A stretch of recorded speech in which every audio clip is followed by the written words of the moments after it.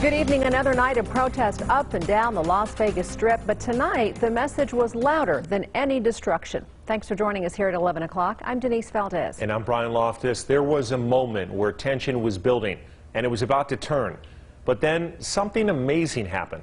8 News Now reporter Orko Manna joins us live from the Regional Justice Center with more on how everything there unfolded. Orko.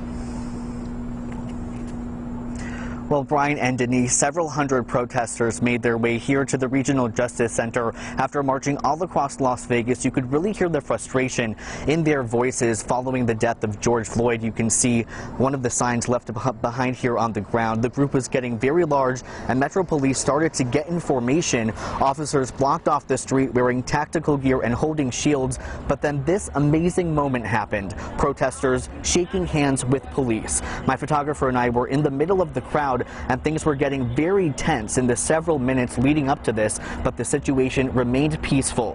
I heard demonstrators keep each other calm. Some were telling their fellow protesters to stay off the street and to not throw anything at police. Many also took a knee and held their signs up, the epitome of a peaceful protest. The protest first started near the Trump Tower earlier in the evening, and then protesters kind of broke off into different groups. They headed south on the Las Vegas Strip, passing the Bellagio, and others stayed around the Resorts World area. We were following the protesters as they made their way through the area, and whether it was on the Las Vegas Strip, here downtown, or near Trump Tower, we can tell you things remained peaceful. This on the 5th night of protests in Las Vegas. Reporting live downtown tonight, Orko Manna, 8 News Now.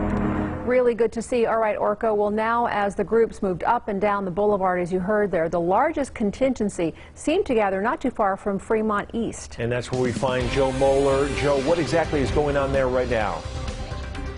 Hey there, Brian and Denise. Yeah, people on edge here right now. This protest has reached here to Las Vegas Boulevard and Fremont. I'll give you a look behind us here.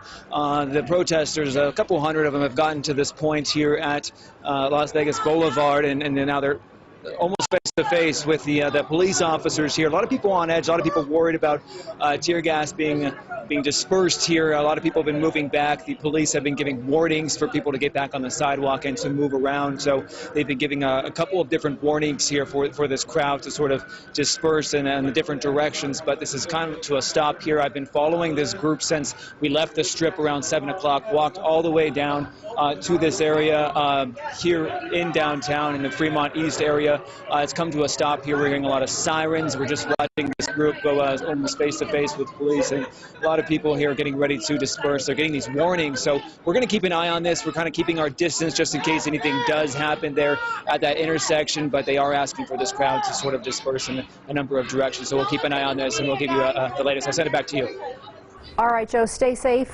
So as we mentioned tonight, those gathered seemed to move up and down the Strip, actually staying on the sidewalk in groups. That was pretty much the theme along the Strip. 8 News Now reporter Sally Jaramillo now live near Sammy Davis Jr. and D.I. And Sally, we do understand you spoke to a member of the Floyd family. That's right. As the area tonight, the focus was more on the message. The people we spoke to said they had no interest in causing trouble and do not support the looting and vandalizing that we've seen over the past several nights. They also said racism is a choice and that every officer involved in the murder of George Floyd needs to be held accountable. And yes, one of those we spoke to said she was a second cousin to Mr. Floyd. On behalf of the Floyd family, we appreciate everybody who's been, holding up signs and just showing their support, standing with us. We really appreciate this. It means a lot to us. Things need to change, and this is not right. I want police to stop killing black people because Black lives matter. And until Black lives matter, all lives will matter. Ariana Floyd went on to tell us her cousin was a good man. And as far as the protests around this area, they remain pretty peaceful. Reporting live near Sammy Davis Jr., Sally Jaramillo, 8 News Now.